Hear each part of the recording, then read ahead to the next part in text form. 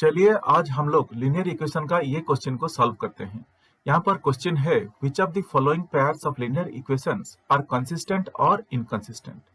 If consistent obtain the solution graphically. तो question में दिया गया है कि अगर लीनियर इक्वेशन में दोनों लीनियर इक्वेशन कंसिस्टेंट है कि नहीं, pair of linear equations are consistent और inconsistent. If consistent then we need to draw the graph.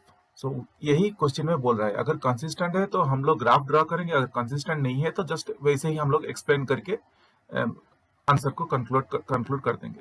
तो ये इंपॉर्टेंट है, इफ कंसिस्टेंट है कि नहीं है इसको निकालना है। If consistent then we should represent it graphically. तो ये हम लोग को क्वेश्चन में पूछ रहे हैं। तो चलिए हम लोग इसको सॉल्व करते हैं। इसको सॉल्व करने के लिए कुछ प्रॉब्लम नहीं होगा, बहुत आसान हो जाएगा, ये इतना डिफिकल्ट क्वेश्चन भी नहीं है। आगे मूव करने से पहले एज यूजुअल हम लोग एक बार देख लेते हैं कंसिस्टेंट और इनकंसिस्टेंट का डेफिनेशन क्या है, नहीं तो कौन से केस में कंसिस्टेंट होता है और कौन से केस में इनकंसिस्टेंट होता है। तो ये मैं आपके सामने डेफिनेशन लेके आ गया। अगर आप लोग यहाँ पे देखेंगे तो क्या दिख रहा है यहाँ पे, ये देखिए, for any pair of linear equations where a1x plus b1y plus c1 is equal to 0 and a2x plus b2y plus c2 is equal to 0, these three conclusions will be drawn। यहाँ पे दो लीनियर इक्वेशन के बारे में बताया गया है। एक है a1x plus b1y plus c1 is equal to 0, a2x plus b2y plus c2 is equal to 0। जैसे कि हमें पता है कि लीनियर इक्वेशन यही फॉर्म में होता है, a1x plus b1y plus c1 is equal to 0, a2x plus b2y plus c2 is equal to 0। ये दो लीनियर इक्वेशन के बारे में बोल रहे हैं। अगर दो लीनियर इक्वेशन है तो वहां पे तीन कंक्लूजन निकल सकता है। तो फर्स्ट कंक्लूजन क्या है, if a1 by a2 is not equal to b1 by b2। आपको पता होगा पहले क्वेश्चंस में, प्रीवियसली जो क्वेश्चन था, हम लोग ये जो a1 b1 का जो रेशियो निकाल के हम लोग देखे थे, उसी तरह हम लोग अभी भी रेशियो निकाल के इसको ऐसे ही टेस्ट करेंगे। तो देखिए यहाँ पर फर्स्ट है कंक्लूजन नंबर ए में है, if a1 by a2 is not equal to b1 by b2। ये केस में क्या होता है, अगर a1 by a2 b1 by b2 के साथ इक्वल नहीं है तो ये केस में क्या होता है, the lines will intersect at a particular point. अगर दोनों इक्वल नहीं है, दोनों रेशियोज a1 by a2 और b1 by b2 दोनों रेशियोज इक्वल नहीं है, दोनों लाइन इंटरसेक्ट करेंगे, two linear equations will intersect. और ये केस में हमें क्या मिलेगा, here we will have a unique solution. और इसको क्या बोलते हैं, this linear equations are known as consistent pair of linear equations. देखिए यहाँ पे तीन चीज मैंने हाईलाइट करके रेड में लिखा है। वन है, अगर a1 by a2 is not equal two by b1 b2 तो दोनों लाइंस, दोनों ग्राफ्स हम लोग जब ड्रॉ करेंगे इंटरसेक्ट होगा, और इसको हम लोग बोलते हैं यूनिक सोल्यूशन रहेगा क्योंकि एक ही पॉइंट पे इंटरसेक्ट होगा। और इसको हम लोग बोलते हैं कि this pair of linear equations are known as consistent pair of linear equations. तो ये समझ में आ गया होगा। अभी सेकंड क्लॉज बी पॉइंट में देखिए, when a1 by a2 is equal to b1 by b2 is equal to c1 by c2, तीनों रेशियोज और इक्वल है तो क्या होता है, then the lines will coincide on each other, दोनों लाइंस एक के ऊपर एक चला जाएगा। Here we will have infinite solutions, क्योंकि दोनों लाइंस एक के ऊपर एक चला जाएगा तो यहाँ पे इनफाइनाइट सॉल्यूशन रहता है। और these linear equations are also known as consistent pair of linear equations। ये केस में भी हम लोग इसको consistent pair of linear equation बोलते हैं। ये बहुत इजी था, क्योंकि अगर दोनों तीनों ratios a1 by a2, b1 by b2 and c1 by c2 equal है तो दोनों लाइन एक के ऊपर एक कोइंसाइड करके चला जाएगा। इसको हम लोग बोलते हैं here we will have infinite solutions. और ये जो केस है, ये केस को हम लोग बोलते हैं this linear equations known as consistent pair of linear equations. अभी थर्ड क्लॉज क्या है ये भी देख लेते हैं। अगर if a1 by a2 is equal to b1 by b2 is not equal to by c1 by c2, अगर a1 by a2 and b1 by b2 equal है मगर c1 by c2 के साथ इक्वल नहीं है तो क्या होता है, ये केस में the lines will be parallel to each other. ये केस में दोनों इक्वेशंस का अगर ग्राफ लेके हम लोग ड्रॉ करते हैं तो दोनों लाइंस पैरेलल होके जाएगा, कभी भी टच नहीं करेंगे। ये केस को हम लोग क्या बोलते हैं, here we will have no solution, because ये दोनों पैरेलल ही जाएगा, कभी भी कहीं पे भी टच नहीं करेगा, इसलिए इसको नो सॉल्यूशन बोलते हैं। और this pair of linear equations are known as inconsistent pair of linear equation. अगर दो पैरेलल लाइन हो गया तो इसको हम लोग यहाँ पे inconsistent pair of linear equation बोलते हैं।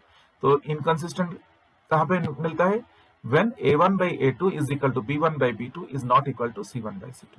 तो हमें ये क्वेश्चन में जैसे बोला गया कि कंसिस्टेंट और इनकंसिस्टेंट निकालना है, तो हमें कहां पर मिला, when a1 by a2 is not equal to b1 by b2 यहाँ पर कंसिस्टेंट है, when a1 by a2 is equal to b1 by b2 is equal to c1 by c2 यहाँ पे कंसिस्टेंट है, और अगर a1 by a2 is equal to b1 by b2 is not equal to c1 by c2 only ये case में inconsistent हमें मिलेगा। अभी हम लोग ये क्वेश्चन का बीट 1 कर चुके हैं, बीट 2 कर चुके हैं, बीट 3 कर चुके हैं, अभी बीट 4 जो आखिरी बीट है क्वेश्चन का, तो वही हम लोग अभी करने वाले हैं। तो यहाँ पर दोनों लीनियर इक्वेशन जो है वो उसका फर्स्ट रेशियोज निकाल के देखेंगे कि ये कंसिस्टेंट है कि नहीं। अगर इनकंसिस्टेंट है तो ठीक है, अगर कंसिस्टेंट है तो उसका ग्राफ भी हम लोगों को ड्रॉ करना है। तो चलिए, फर्स्ट लीनियर इक्वेशन इसमें क्या है, 2x minus 2y minus 2 is equal to 0 है। ये फर्स्ट लीनियर इक्वेशन इसमें है। इसको आगे सिंप्लीफाई करते हैं, यहाँ पे 2 कॉमन निकाल लेते हैं, x minus y minus 1 is equal to 0 is equal to 0, और मैं लिख सकता हूं x minus y minus 1 is equal to 0 divided by 2। ये जो 2 है मैं इसको राइट साइड को मूव कर दिया, तो और x minus y minus 1 is equal to 0, क्योंकि हमें पता है जब 0 by 2 0 divided by anything is 0। तो इसी तरह से हमें मिल गया x minus y minus 1 is equal to 0। तो यहां से हमें मिला a1 b1 एंड c1। अभी हम लोग ठीक उसी तरह से हम लोग सेकेंड इक्वेशन भी पकड़ लेते हैं। क्या है यहाँ पे, 4x minus 4y minus 5 is equal to 0 है। ये हम लोग का लीनियर इक्वेशन नंबर 2 है, और इसको आगे सॉल्व करने का जरूरत नहीं है, जस्ट हम लोग यहाँ पे डिसाइड कर लेंगे ये a2 है, ये b2 है, और ये c2 है, ये c2 है। तो अभी जैसे कि हम लोग को a2 b2 c2 मिल गया, इसको हम लोग टेबुलर फॉर्म में डाल देते हैं दोनों इक्वेशन का, ताकि हम लोग कंफ्यूजन ना हो और एग्जामिनर भी कंफ्यूजन ना हो, क्योंकि हम लोग जो भी कर रहे हैं एग्जामिनेशन को सामने रखते हुए कर रहे हैं। तो इसको हम लोग ठीक इसी तरह से एक टेबुलर फॉर्म में डाल देते हैं, a1 b1 c1, a1 b1 c1। यहाँ पे a1 हम लोग का 1 होगा, b1 हम लोग का माइनस 1 होगा, c1 हम लोग का माइनस 1 होगा। ये हमें मिला था इक्वेशन नंबर 1 से। अभी हम लोग इसका भी टेबुलर फॉर्म में डाल देते हैं।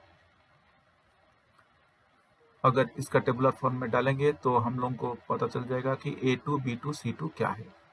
a2 b2 और c2, a2 यहाँ पे हम लोग का 4 है, b2 हम लोग का माइनस 4 है, c2 हम लोग का माइनस 5 है, और यह हमें मिला था इक्वेशन नंबर 2 से। तो गाइस चलिए हम लोग अभी रेशियोज भी निकाल लेते हैं, ताकि हमें पता चले कि ये कंसिस्टेंट है कि नहीं। रेशियो को जब हम लोग कंपेयर करेंगे तो हमें पता चल जाएगा। तो a1 by a2 is equal to 1/4, b1 by b2 is equal to minus 1 by -4, minus minus cancel हो गया और हमें मिला 1/4, c1 by c2 is equal to -1 by -5, minus minus cancel होके मैं इसको 1/5 लिखूंगा। तो गाइस आपको अभी से पता चल गया होगा कि ये क्या होने वाला है। तो हम लोग को क्या मिला, a1 by a2 is equal to b1 by b2 is equal to c1 by c2। तो ये हम लोग को यहाँ पर मिला, a1 by a2 is equal to b1 by b2 is equal to c1 by c2। इसी तरह मैं लिख रहा हूँ, यहाँ पे मैं अभी तक कंक्लूजन नहीं ड्रॉ कर रहा हूँ। तो अभी यहाँ पे मैं लिखूंगा 1/4 is equal to 1/4 is equal to 1/5।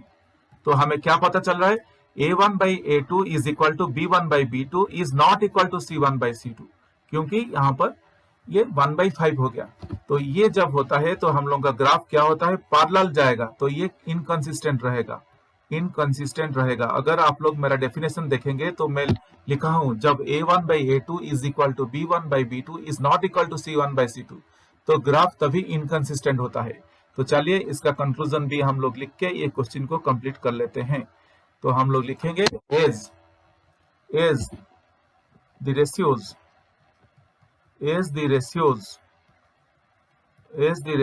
a1 by a2 is equal to b1 by b2 is not equal to C1 by C2. Hence, the given pair of linear equations, hence the given pair of linear equations is not consistent. Equations is not consistent. Is not consistent. Consistent. That is inconsistent. That is inconsistent. Hope guys आपको ये question समझ में आ गया होगा। ये बहुत easy है। अगर फिर भी आप लोगों को कुछ डाउट है तो मुझे आप लोग नीचे वीडियो का कमेंट सेक्शन में लिख के बोल सकते हैं।